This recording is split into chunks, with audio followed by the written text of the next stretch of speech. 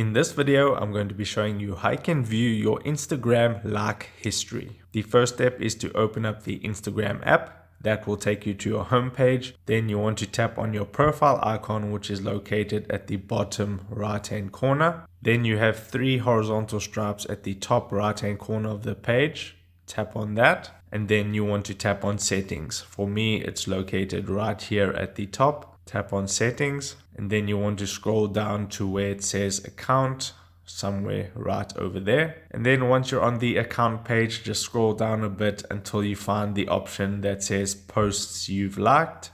Tap on that, and that will display a list of all the posts you have liked. Now, if you would like to remove a specific post from this list of liked posts, all you need to do is tap on the one that you want to remove and then hit the heart button to unlike it, and then you can go back and the post has been removed. So that is how you view your Instagram like history. If this video helped you out, don't forget to like this video and subscribe down below, and I'll see you in the next video. Take care.